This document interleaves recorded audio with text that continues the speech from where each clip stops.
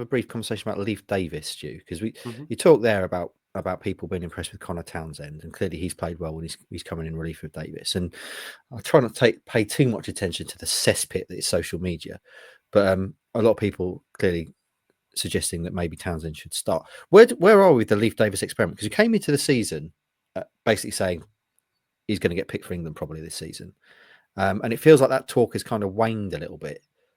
So as we sit here now with 11 games left, how have you assessed Leif Davis in the Premier League? And is there, do you think, any merit at all in that conversation around him and Townsend? Yeah, it's telling that we've just had the England chat and we've just focused it entirely on Liam Delap, and there wasn't really a mention of Leif Davis. I've seen a kind of various fallback options for Thomas Tuchel, several listed, and Leif gets maybe a cursory mention at the end, but Lewis Hall, Lewis Skelly, there's a few others now emerging. He seems to have kind of dropped down that list. What have I made of Leaf's season? I think it's important to note that we all knew that his attacking game was better than his defensive game going into this season, and that was going to be a risk playing at a higher level. I think his defensive game has come on leaps and bounds since he first arrived. I thought he looked, the high balls on top of him at the far post in the early League One days was definitely a vulnerability.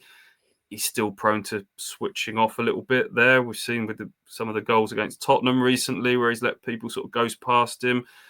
He is still creating. I know he hasn't got the sort of same attacking numbers in terms of assists. He's right up there in terms of chances created from open play for left-backs across the entirety of the division. I think there have been some times recently where Ipswich haven't used him that well, and he's in acres of space out on the left, and maybe that's just a sort of a lack of chemistry with a newer team and an injury hit team. So yeah, it's been a learning season for him, and I guess it was always going to be so. Does the Townsend debate have any merit? I think it does, because Ipswich are, to a point, because Ipswich, it's weird because Ipswich are in a position where they can't afford to lose games. They need to stay in games and give themselves a chance.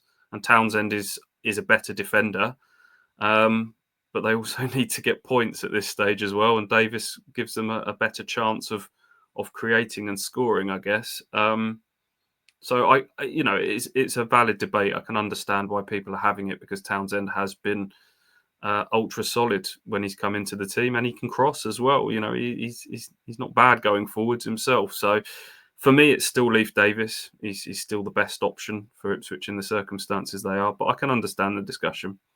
Any thoughts on that, AJ, before we start to think about predictions? I kind of agree with different points to that. Within the England side, I don't think it's totally a million miles out of the realms of possibility. Lewis Hall out for the season, by the way, so he's not going to be there. And then when you look at the options, I don't think they're great. I think the one that stands out to me probably is Tyrick Mitchell, maybe Ben Chilwell, maybe Lewis Skelly. All of them have positives and drawbacks, you could say. I think Chilwell's hardly played. I think Lewis Skelly seems to have a bit of a temperament to him with some red cards. Should have had more than he's had. So yeah, and also this is going to be a back five Thomas Tuchel system where it's going to be quite attack-minded wing backs, and maybe Davis suits that. So that's the first bit in terms of the England side of things. And then with Ipswich and Connor Townsend, I think that there is a debate to it, because he does look more solid, and his performances for Townsend have been excellent. They've been really, really impressive. I can't think of one where he's not really looked at the level, and you could say that going back to even the Wimbledon game at the start of the season, I thought he really impressed in that.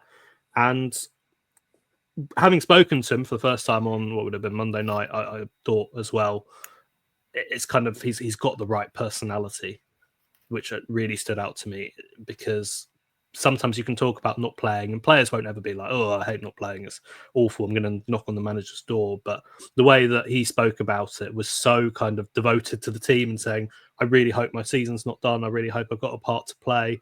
But ultimately, I'm going to do whatever it takes to do what's best for this team, whether that means I'm a cheerleader in the dressing room or supporting Leif or out there starting games. So I think that he's someone that I'd like to see play again between now and the end of the season. There might be time for that.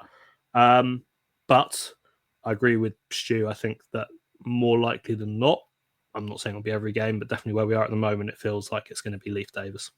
The only way you could get them both in, as I said, I don't think you could see them both as kind of left-siders in a back four system, but in a back three system, I think Connor Townsend played sort of left side of a back three for West Brom at times. So that would be the route, as Davis as the kind of wing back and Townsend as the left side of a back three. But obviously then you've got Jacob Greaves there at the moment as well, and he's a £15 million centre half that they believe that they can build up to be a very big player for the club. So it's a tricky one.